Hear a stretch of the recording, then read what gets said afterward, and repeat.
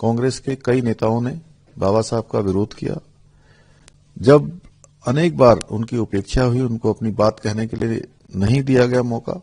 तो उन्होंने कानून मंत्री के पद से इस्तीफा दे दिया और उस इस्तीफे को भी कभी नेहरू जी ने सार्वजनिक नहीं होने दिया, कांग्रेस पार्टी ने सार्वजनिक नहीं होने दिया, क्योंकि उसमें उन्होंने लिखा था कि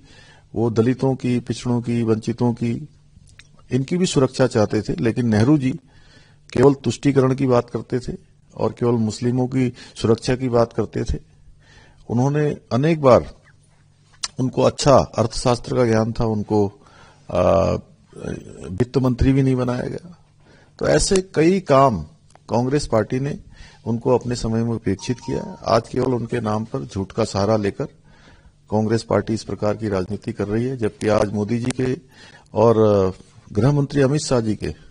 नेतृत्व में आज देश तेजी से आगे बढ़ रहा है। देश के अंदर एक ऐसा गृह मंत्री मिले हैं जो बिल्कुल सरदार पटेल के बाद उसी मजबूत दृढ़ इच्छा शक्ति के साथ अनेक देश के अंदर फैसले ले रहे हैं, चाहे धारा 370 देश के अंदर समाप्त होनी हो या पूरब पश्चिम उत्तर दक्षिण, आतंकवाद हो, अलगाववाद हो या नक्सलवाद हो, उस सब पर लगाम लगी है। कांग्रेस आज लगातार देश की जनता उनको नकार रही है, चाहे वो लोकसभा का चुनाव हो जिसमें तीसरी बार प्रधानमंत्री मोदी जी के नेतृत्व में सरकार बनी है, मोदी जी तीसरी बार देश के प्रधानमंत्री बने हैं, या अभी अभी हाल के समय में विधानसभा के चुनाव हो, चाहे वो हरियाणा का चुनाव हो या महाराष्ट्र का चुनाव हो, दोनों ही राज्यों में लोगों ने प्रधानमंत्री मोदी जी के नेतृत्व में फिर से वहां पर डबल इंजन की सरकार बनाई है, फिर से भारतीय जनता पार्टी को चुना है। तो कांग्रेस पार्टी आज हताशा निराशा में भ्रम और झूठ की राजनीति करना चाहती है, लोगों को भ्रम और झूठ की राजनीति के सहारे अपनी बैतरणी पार करना चाहती है। लेकिन देश की जनता उनको हमेशा जवाब देती रही है और इनको हम लोग बेनकाब करेंगे, जनता के बीच में ले जाएंगे और इनके किसी भी इस प्रकार के कुचक्र को सफल नहीं होने देंगे। देखिए, देश के अंदर 3 नए आपराधिक कानून जो जुलाई माह से प्रारंभ हुए हैं, जिसकी शुरुआत हुई है, उन्हीं कानूनों के बारे में राज्य में उनको लागू किया जा रहा है। हर प्रकार से ट्रेनिंग हो या फॉरेंसिक के स्तर पर हो, मैन पावर के स्तर, मानव संसाधन, टेक्नोलॉजी, हर क्षेत्र में आज हम उसमें काम कर रहे हैं।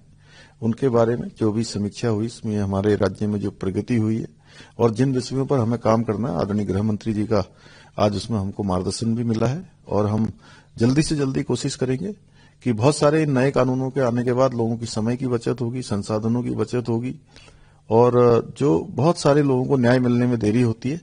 वो न्याय भी जल्दी मिल पाएगा। मैं आदरणीय गृह मंत्री जी का और प्रधानमंत्री जी का धन्यवाद करता हूं इन कानूनों को लाने के लिए। देखिए, ये बहुत ही देश के लिए क्रांतिकारी निर्णय होने वाला है, क्योंकि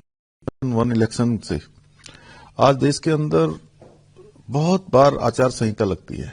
और बहुत बार काम रुक जाते हैं, मशीनरी पूरी ठप हो जाती है, संसाधन बहुत ज्यादा लगते हैं, बहुत पैसे की बर्बादी होती है, बार बार चुनाव होने से विकास कार्य भी बाधित होते हैं और एक बार में चुनाव हो जाने से देश को एक तो बहुत सारे संसाधनों की बचत होगी, मैन पावर की बचत होगी और समय की बचत होगी। इसके साथ ही जो कई सारा समय केवल मॉडल कोड ऑफ कंडक्ट के नाते खराब हो जाता है, वो समय बचेगा। ये देश के लिए एक मील का पत्थर साबित